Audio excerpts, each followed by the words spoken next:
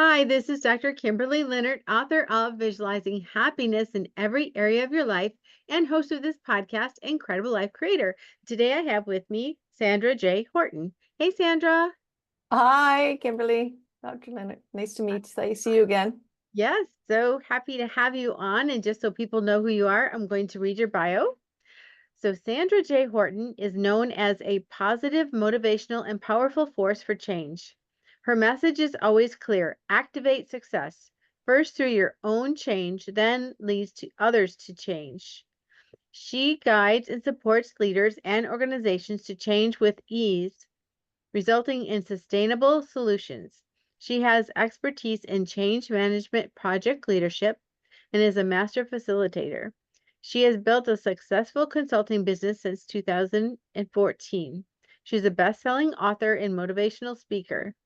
She has an MA in leadership and holds certifications in emotional intelligence and change management. She loves to transform systems through her many contractor roles with her most recent work as project and change leader, virtual healthcare.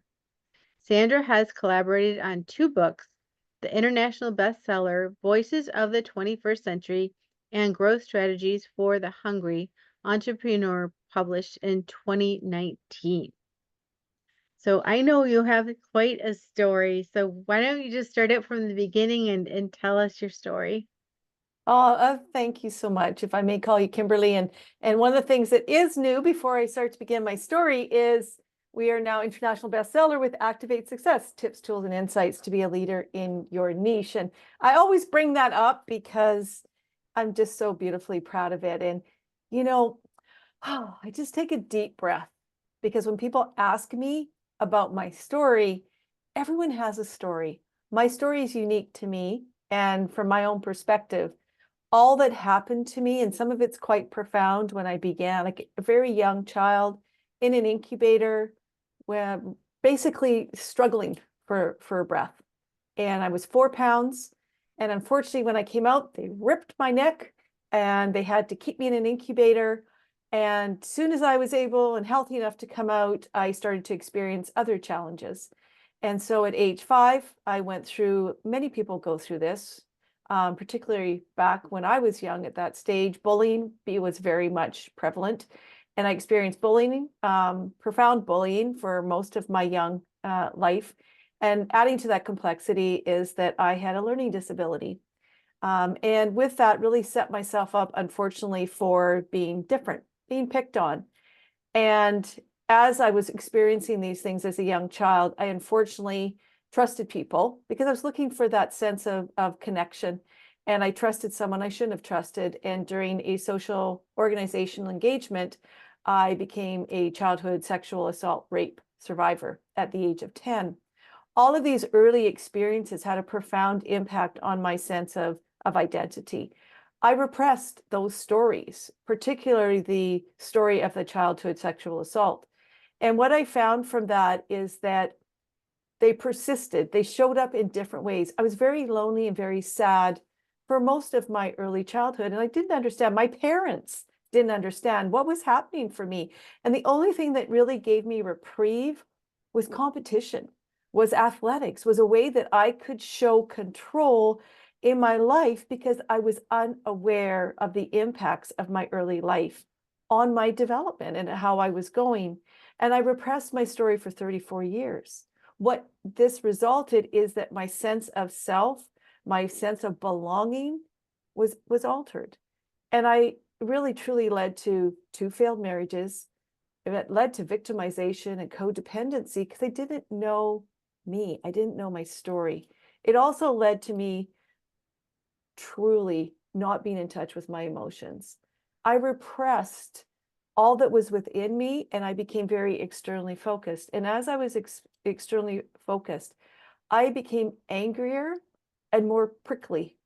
And what I mean by that is perhaps you've experienced that, where people walk around and they don't know how they're showing up in the world, but yet they're so strong and they become financially successful. They're externally focused, but inside there's this disconnect from my emotions. And what I realized that when I went through my master's in leadership at Royal Roads University, I unlocked my story. I unlocked what I had suppressed for 34 years, Kimberly. And in that moment, I still feel it in my bones always, that I unlocked my story, my personal story. And in doing that, I unlocked my emotions. I connected now to my heart, to my mind, and then ultimately to a higher calling and consciousness. I found what I call that secret sauce, which is my own personal story. I became self-aware, and I realized and I built a process of how to become aware through self-discovery, through change readiness and sustainable impact. And through that has led to all the work that I do now, has led to this book, Activate Success.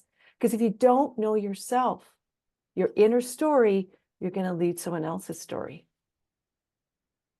Yes, and how many of us do that? Mm-hmm. We're, even since children, we want to be an artist, but they want Yeah. us to go into medicine, or there's certain expectations. And, or if you don't have a plan and you don't have a goal and you don't know where you're going, someone else is going to choose where you're going or what you're doing just by their Yeah. influence or by you being, around them. So, Yeah. Yeah. And it's interesting too, Kimberly. I'd just like to add that, the words fixed mindset and growth mindset always come up. Because when you're not aware, you just live with this fixed mindset, which is this is how I was raised, this is what I'm told, this is all I can do. So if your self-story, which I had, was very negative and a lot of negative self-talk because I had this hurt inside me that I haven't been able to release and to understand what had happened to me and find new coping mechanisms. I did ultimately, but when you repress something for 34 years, that's a long time.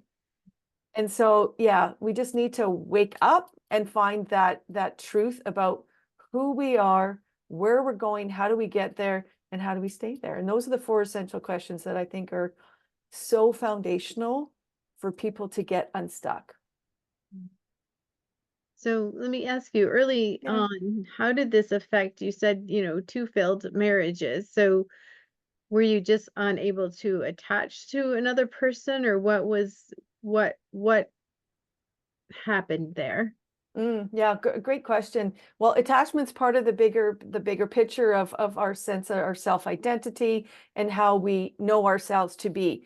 The labels, the biases, the ability to go within. I didn't have that initially. What I realize now is that when I stopped and began to observe myself, I really started to dig into emotional intelligence and becoming more self-aware, Maslow's hierarchy of needs. And I realized that in those early stages of development, particularly before 10, is so critical. Yes, I had psychological safety, I had physiological safety because I had a great family, I had all these supports, but I lacked that safety parameter around trusting people. And what did that do? It led to me having maladaptive belonging issues. So I would reach out and attract more narcissists. I would attract more people that perpetuated what I had experienced early in life.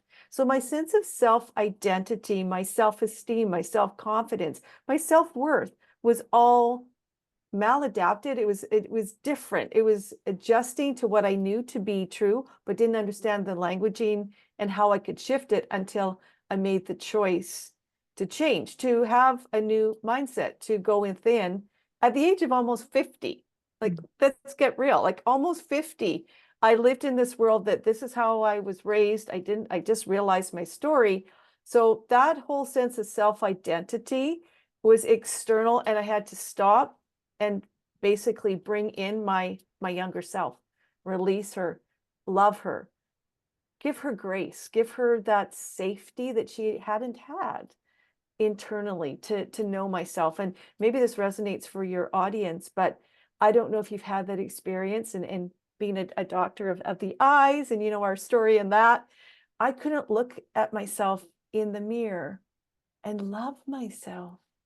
When I was able to finally release and bring in that little girl and integrate, because you're all about the integration as well, to love her and allow her to grow and go through that trauma story and know that I'm not my old trauma story. It was a learning. It was a gift. As hard as that is for some, it was a gift. It gave me empathy. It gave me understanding and resilience and acceptance and finding my own values, stating what and who am I? What do I stand for? What do I want to live and how do I want to live my life? I know I'm throwing lots at you, but these are all things that just knowing we are not our past experiences. We don't need to be anxious about the future. Just know all that's happened to you and then choose how you want to work with your mind, reprogram your subconscious mind, redefine who you are. What is the great gifts that you bring to this world versus what are you missing or how are you hurting? Interesting, right? Negative self-talk to positive self-talk. Exactly. And then your training in change management, was that a piece that helped you in transforming your own self? That's a really good question. It was very interesting, and I'm observing myself as I'm answering this. It's twofold. The first way is change happens to each of us differently. Individually, we go through change. What I would say the two parts of this is for personal change, understanding like Elizabeth Kubler-Ross is, as you go through the grieving process, understanding those stages from, denial all the way through and the anger and the integration and then coming back out the other side. I'm not going through all those pieces, but you get the gist, is first piece of change, understanding your own story. The second piece is applying how people go through change. So in the work that I do, leading change, people, a lot of times, what I'm finding in the work that I do, they're not fully aware of the impact of change on themselves, meaning they're not emotionally self-aware of how their emotions are showing up for themselves. Through COVID, we were asked to lead differently, we were asked to work differently, and that's impacted people. And so, yes, knowing the stages of change from awareness and the desire, all those things, knowing how to gain knowledge is critical and important. And yes, it helped me be a better leader, help others to go through change. But I think you have to have both sides, knowing yourself first, knowing how you go through change and trauma and all those other things that impact us every day, and then taking that as a conscious leader and helping others to be present to go through the change with them, I think is really critical. I hope I answered that for you. Yeah, yes, you did. And just again, speaking about change, especially if you're working with corporations or companies and you have I guess you call them the old guard, the people that have been The there old guard, yeah. for 15 plus years and they like the way things are. Yeah. And here comes someone with the word change in their title and they're Red thinking, flag. red flag, red flag. I mean, did you Yeah. do you ever have people like just fighting you outright, like and sabotaging, or what kind of experience have you had when you try Yeah. and get people to change? It's really interesting. One situation really comes to mind, and it was so classic because I work a lot in healthcare again, because that was my backstory. But previously, I was doing a lot of work in construction, of all places, very male-dominated world. And I had a situation with a male partner and a female partner. And in this particular situation, the female partner was a little bit more advanced in terms of understanding how to work with people and really building that culture and that way of being. And the male partner was very, again, this, I'm not speaking on personality, but I'm just saying was very resistant to change, liked to have his own sphere of influence, liked to be able to do things his own way. Yes, absolutely. Both feet in the ground. I'm not interested. I don't want to know about this. So it's interesting working with individuals is meeting them where they're at and understanding what is the fear that's holding them back. Is it the control issue? Like what is feeding their resistance to that moment of change? And it was interesting once, I can't name the person, but once this individual was able to kind of take that moment of, okay, you're not here as a threat, you're here as a partner, you're actively listening to me. And what was interesting in the situation was he actually would be an observer as I was engaged with their team as well. So I would go out on road trips, and I remember one time working with an individual salesperson and just trying to help support them through this growth. They had grown very rapidly in their organization, which also was a challenge with this change piece. And he could see how I genuinely cared about what was happening to his teammate and to his team. And it was interesting. He came around, like, I'm going to give a different name to this person, Mark, came around and actually was supportive of what we were trying to do because he could see I was on his side. And I think when you communicate the right information through the right avenue is the key. There's no power over. As we know in change, managers should share that change information. What's changing? What is the impact on the people? What do individuals like staff, employees need to do differently? And then they're the communicators. The larger strategic visioning starts with the more executive level change pieces. And the other story I like to share, and please tell me to come back to you as well, but it's interesting because in healthcare that I work with now, when there's multiple changes of senior leadership, that's where it gets murky. There's a lot of murkiness there, especially in change, and communicating clearly why the change. And I think in leaders, especially coming through COVID, the why is so important, and sometimes gets lost with the how we need to change versus the why we need to change. And if we're not clear on that why, people get very confused, and that's where those resistors really start to pop up, because they may have been more of a controlling, in their different leadership styles, they may have been very dominant. And so if you don't give them the why and then just tell them, and I'm purposeful in my words, tell them, you're going to get a lot of barriers and a lot of resistors. So I think we just have to meet people where they're at and engage and help them understand how they can self-lead, and also motivate. Last thing I'll end here on this is what I found really powerful is when you're genuine and you come with an open approach to people versus I'm coming in to tell you how to do things. You actively listen first. You embrace them to understand current state of what's working, what's not working, the scope of the change, how many times they've had to change, are all key pieces that us as change champions, as I say, certified change champions, is to really understand that current state. And it's particularly for me right now in all the work I'm doing in innovation and virtual healthcare and things, this is really critical. Wow. Mm-hmm. Thank you. You've said a lot on that. I've learned a lot from just what you Well, I'm glad I try to provide some value. Yeah, so coming just back to personal change. So Yeah. say you found yourself aware, so you realize you don't want to still be in this identity, in this place where you're at. Yeah. And you've made the decision that you do want to change. Yeah. But then there's this big barrier of fear. Yeah, I love fear. So how do you teach people to get started in this area? Great question. So I guess the clarifying question for me is how do you define fear? What does fear look like for that individual? And for some people, if you are always reactionary and you're in your back brain and very overstimulated, in a survival mode, because that's how I was for most of my life until I stopped and became aware. Some things that you can do is, first of all, is begin with simple things like meditation, to begin with learning how to slow yourself down, to self-pace, to catch and observe yourself.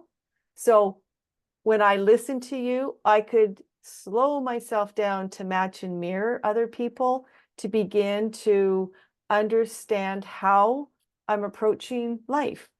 Because if I'm coming from that overreactionary person who's externally focused, Fear is going to be really big, and it's going to be hairy, and it's going to be in a lot of different areas.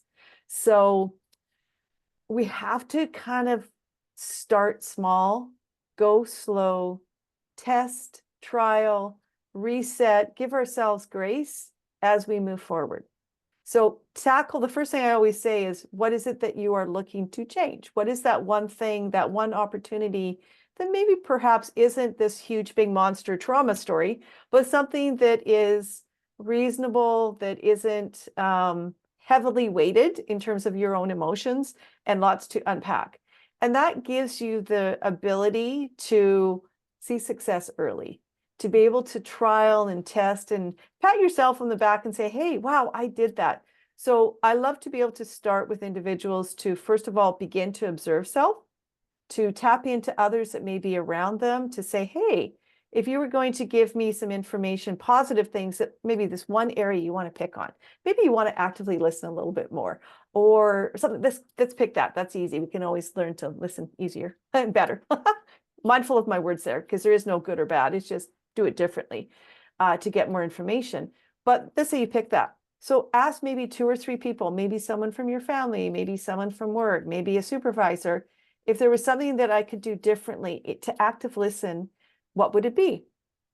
And receive new information that's then, oh, great. Okay, then go and practice, go and action it out. And as you're doing that, what are you doing? You're learning to self-lead, but you're learning to receive new information. And then the other thing I love to recommend is personal inventories. So I don't know, Kimberly, if you've had this experience, but if you're wanting to move forward, you're shifting a lot of things yourself, but you're also shifting your relationship with self, but relationship with others. And in shifting that relationship with others, guess what pops up? For some, and I had that experience, people like to keep you in a way that they're familiar with you. And so it's really powerful to do a personal inventory. And there's lots of personal inventories out there. I added a few things. What I like to do is write everyone down that's locally attached to me. Within, let's say, 5 people are always the key ones.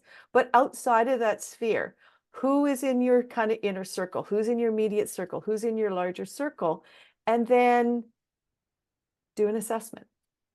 And this is where I talk about energy. And so however you want to define that for you as a listener is, what do you do with the person? Is it positive? Or again, I don't like positive, but it's favorable, unfavorable, however you want to define it. And what do you do with them? And do they, and I love the word energy because we're all energy beings. Do they give you energy, or do they take your energy? It's an interesting question. And when you go through some of these series of questions, at the end of it, guess what you get? You get a whole bunch of information about who you're surrounding yourself with. And what I've experienced in working with different people and myself, because I can really speak on my story, is if you have some people in your inner world and you're looking to change and move from where you are to somewhere new, there may be some people you have to remove and release or let go for a while. And then you can choose to redefine that relationship, and it supports you to move through change and find wonderful people like, Kimberly and other people who are doing things that are positive, that have a positive attitude and are there to truly support you. And then that fear, that reactionary side here is going to kind of shift. You're going to start to see the positive. You're going to surround yourself with more positive speaking people and supports. And guess what? Things begin to shift. And it's a very powerful process. I do that quite constantly to kind of look at, particularly when we're trying to find who we are and define our values and where do we want to go and who am I? You may find some people that you have in there have some patterns that are attached to old ways of being, old ways of thinking that may perpetuate, for me, it was codependency and victimization. And so I'm going to land there and come back to you. There's more I could add on to that. But that's kind of some initial strategies that I think are really powerful when you're going from a place of, if it's overwhelm as an example, to a place of, okay, how do I just ground myself here in the here and now? And then to take and set some goals and baby steps and engage. Oh. So, earlier you're talking about those voices in our head from childhood, or, like you said, when you Yeah. were young, you were bullied. So I'm sure some people said something mean to you, and we have all that. And Mhm. so, and you're looking in the mirror and you don't want to look at yourself in the mirror because of basically because of those voices that are Yeah. telling you. So let's say that we don't want to listen to those voices anymore, and we're deciding, who do we want to be? Who are we going to show up as? How do we make that plan? Okay, I love that question. So, who am I and how do we make the plan? So, I want to take us through those 4 essential questions. It's a powerful tool, and that's what I did for myself. And I've also captured it in the book as well with Dr. Sujata Eyes. These are the powerful questions to ask yourself. So, begin with, who am I? How do we do that? What's the plan? What do you mean by that? Well, take a moment on a piece of paper and write down, who am I? Where do you come from? What are some of the things that you know about yourself, about your family, about your beliefs, your culture, like all of your biology, psychology, your social, your spiritual, all of those pieces? I want you to put that on a piece of paper. Just begin. Don't have an editor, because we all have an editor. Tell the editor, no, you can just go over here for a while. I'm just going to just dump all this on a piece of paper. Okay, start writing. There you go. Okay, we're doing it. And all these things are going to come up. And you're asking simply, who am I? Who am I? And these words are going to come up, and some themes are going to come up. Some things are going to start to emerge. And from the who am I, again, it's going to have all those different areas, your physical side, your biology of you, all these different things. And as you're defining who am I, you're going to get a clear message. There's going to be some positive aspects, some maybe less than glorious, some unhappy areas that you kind of like, oh, okay. And within that, circle some keywords. And from that, you're going to identify your values. That is the first key fundamental step of, who am I? What's my plan? How do I do this? Then as you look at those questions, then you're going to define, are there some things I want to remove, let go, or do I want to keep? Great. Okay. What's the significance of those? What are those beliefs? What are those limitations? Perhaps there's some limitations. Maybe there's some great things in there as well, which we all have. And then decide what you want to keep. And then theme out those values, because you're going to come down to a core bit of, say, about 10 values. If there's actions attached, guess what? They're not values. Many people, what I found when I run values exercises for leaders or for self, people will, oh, I'm going to be great at jogging, or I'm going to do these things. Those are actions. Underneath those actions are what the value is that's important to you. So as you go through this process, identifying all those different areas of who am I, writing them down, you're going to get very clear with those values and all those other areas that are essential. And from that, then write a very simple statement. Who am I? I am a, boom, I am a, I am a. Don't judge it, just write it down. And it's very cathartic. It's really liberating. And when I did it, when I shared it in my 4 essential questions, one of the things that I realized, Kimberly, was that I come from some really, really cool, neat leaders. I had to put 2 and 2 together. I had older parents. My dad was a veterinarian. My mom ran the labs in Alberta, in Edmonton, Alberta. And they were all leaders, but they came from leaders. My grandfather ran the Pacific National Exhibition. He was ahead of his time. He saw women as amazing individuals that should be given as many rights as men. And he was very much ahead of his time. He ran a lot of different clubs in the city. So he was an innovator. He was a leader. He loved to build community and give back. And so I like, oh, wow, I'm part of that. That's what I do. And naturally, my story changed from, I'm a survivor of sexual assault. I've failed. I've got 2 failed marriages. You get the difference there? It's like, it was fundamental. And then I looked at the values that were attached to how I had come to know who I am. Now, that's great. And please stop me if I get going too long, because I can do that. That's just the who. The next one is the how. So I always remember this in little acronyms, which is like that kind of digs into the how of you. And that is, so who am I now? Where am I going? So the where I'm going is really more around your mission, your vision, all of those beautiful things. And it's very powerful to have a moment to ask yourself, well, where do I want to go?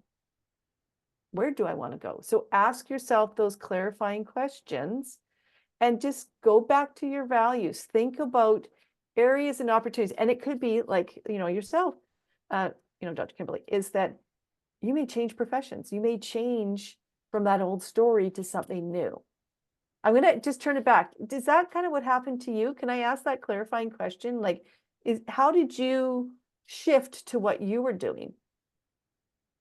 So, it was just a wake-up call for me, really. Mhm. Um, so I have a lot of training and experience, 30 Yeah. years worth of training and Yeah. experience. Yeah.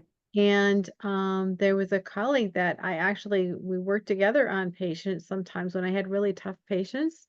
He was Mhm. a chiropractor neurologist, so combining the brain, vision, and body that I did with his work.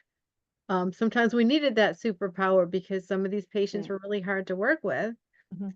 And when he was in his mid 50s, he got sick and he just died all of a sudden. Like, Mhm. I mean, he wasn't sick before, and and then all his knowledge, everything, he was brilliant. All his knowledge just left with him. And I said, Mhm. that's not going to happen to me.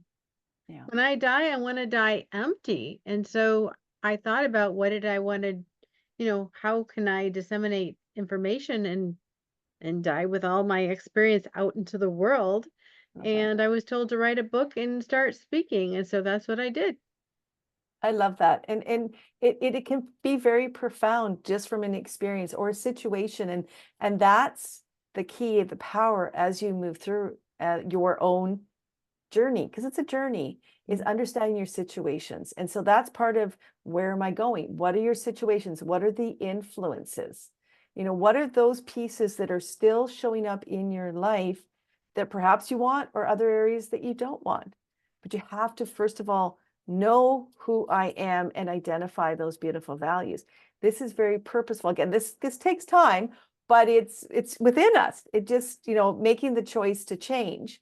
And as we define those circumstances, those situations, that the context behind who we are in this moment, there's a lot of ahas that come.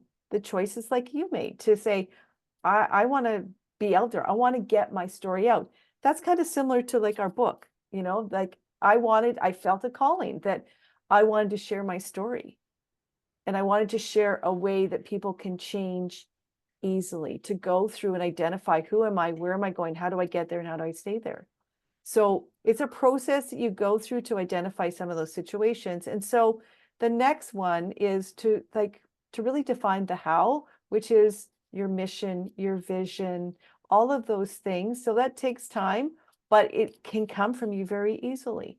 And many times I ask people, like, so what is your mission? What's your vision? Let's go start with vision. What is your vision? Like for me, my big vision is my hairy audacious goal is to directly touch 3 million individuals to foster conscious leadership. And how I'm going to do that is through my Activate Success pathways. It's the services, it's the proven pathway, it's the book, the Ives Horton leadership model that I know creates change in people.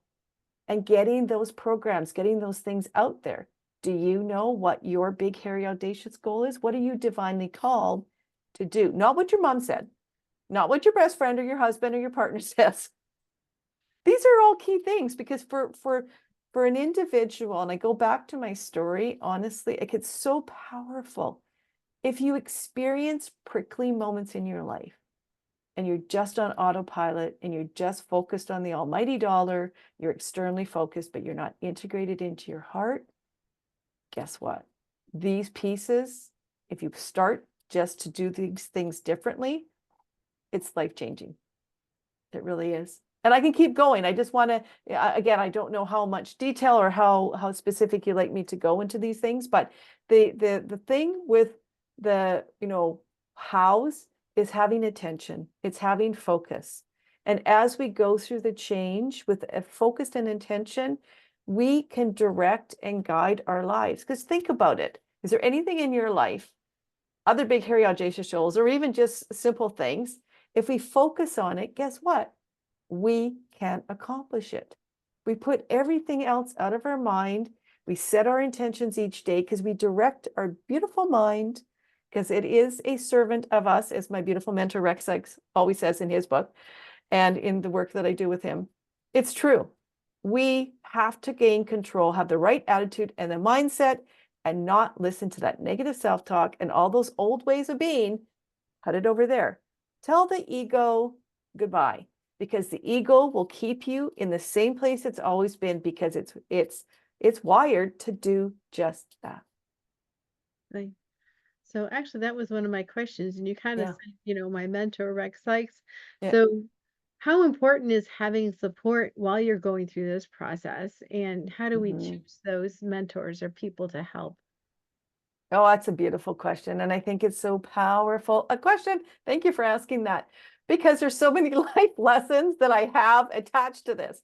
So just envision your life or other lives, or someone that you can think of who perhaps doesn't know their own story, doesn't know who am I, where am I going, how do I get there, and how do I stay there? We are so susceptible, especially when you open yourself up to change, to be attracted to what? Like people that maybe you've brought into your life. Maybe some of these are not the best for you.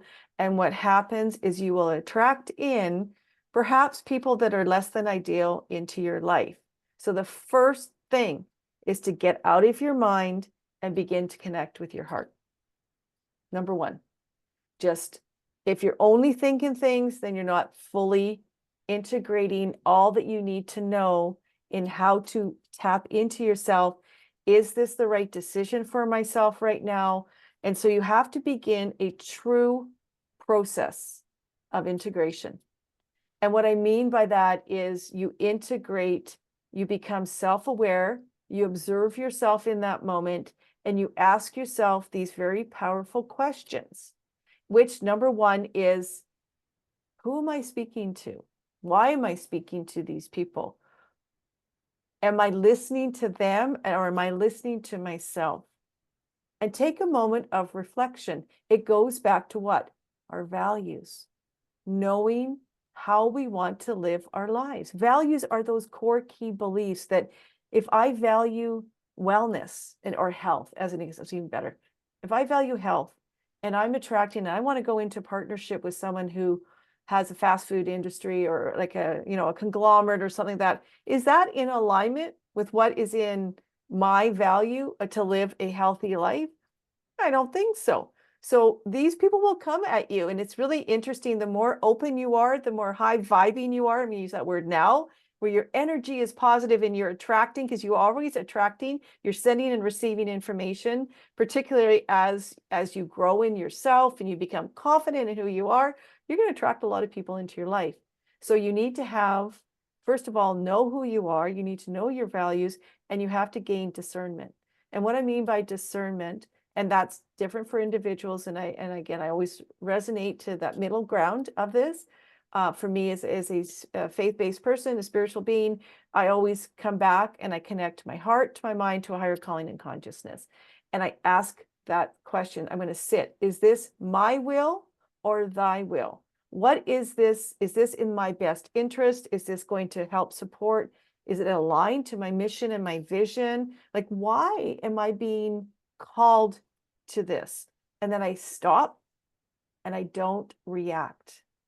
I stop and purposely think in front, engage.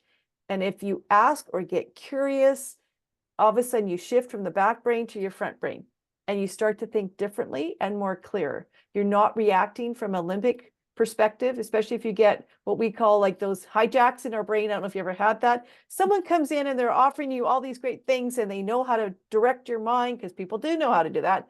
And you're like, yes, I got to do this. I got to do this. Just breathe. get curious, ask good questions, and then, whew, okay, we can look at things differently, and then ask and go into your gut brain and say, how does this feel for me? And one of the lessons that I learned as someone who is now a reformed suppression person, that, and also being an emotional intelligence certified practitioner, we need to learn how to understand emotions in our body. And that's a whole different talk. It's a whole different way of being to self. And it's saying, oh, okay, I feel this here. As someone who is practicing in NLP, I know, and I'm able to find within myself how I represent these in my mind, where I see different experiences, how I've coded them into my mind, and then I have a choice to change them. And so through different practices, I'm able to re-anchor myself, shift my states, so that I can move from an overreaction to a place of gratitude, or a place of rapture, or a place of curiosity. These are all techniques and strategies I use for myself that are very powerful, to help myself know how to move forward, to give myself a plan to move my life forward. Well, you're giving so many great strategies and insights. So Thank you. thank you so much. If people wanted to work with you, where do they find you and what services do you have available? Oh, thank you, Dr. Kimberly. I appreciate that. And my heart is very happy that you were asking that. And that the greatest opportunity is to connect with me on socials. So I'm all over the socials, at Sandra J Horton on Facebook, on LinkedIn. You can see all my services there, but also I have my website, of course, at www.sandrahorton.com. And I would offer for your listeners, the most important thing is to feel and to experience the person, and to meet with someone to say, does this resonate? And the work that I do, particularly with leaders and leaders of organizations, is finding that opportunity to align leadership development, which is really helping them to explore themselves through the Ives Horton leadership model, along with my change management, which is a roadmap to take them from current state to a future state, to understand the change they want to make. So if you are that individual who is just looking to really understand themselves, to deeply go within, to, needs a coach, who needs someone to kind of say, hey, I'm having these challenges, or I want to be different, I want to be better, whatever language it is for you, reach out. Let's connect from the heart to see if this would work for you, if I'm the right person, because I'm always offering that out to people and to the universe.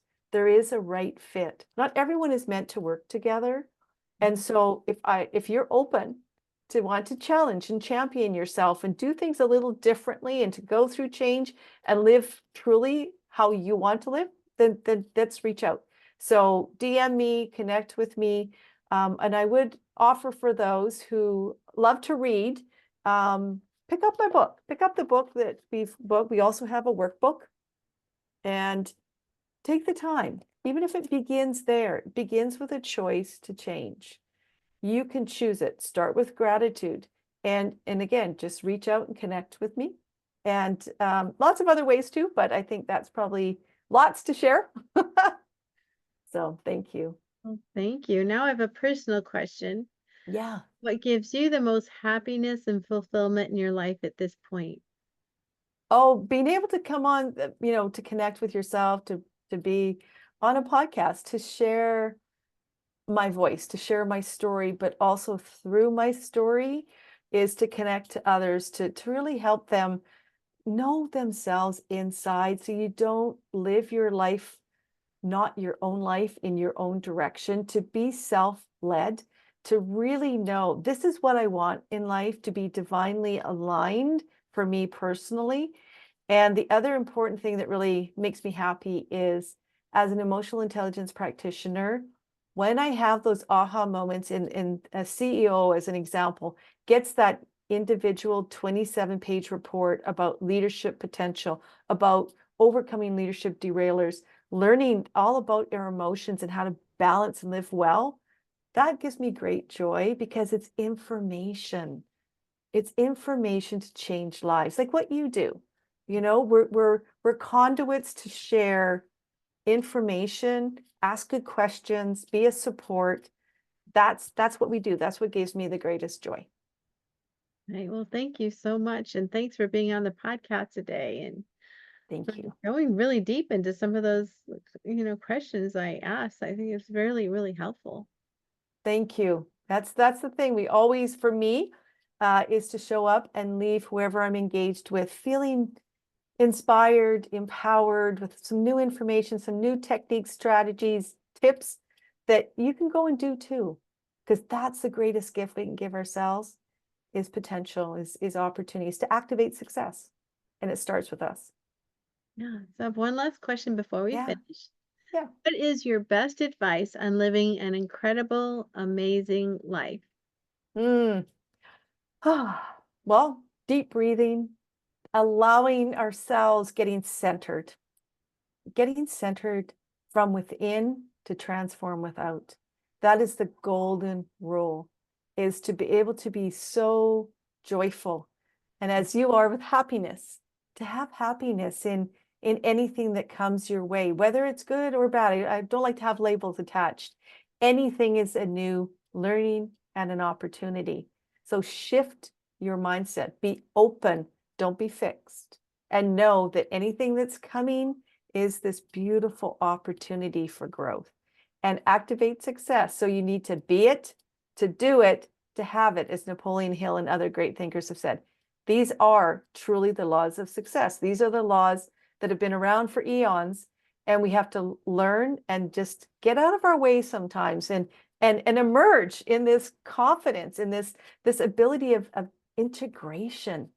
And that's how we can live amazingly. And just, know you've got it. And even if you don't feel like you got it, just be it. Like auto-suggestion, just do it. Just be it.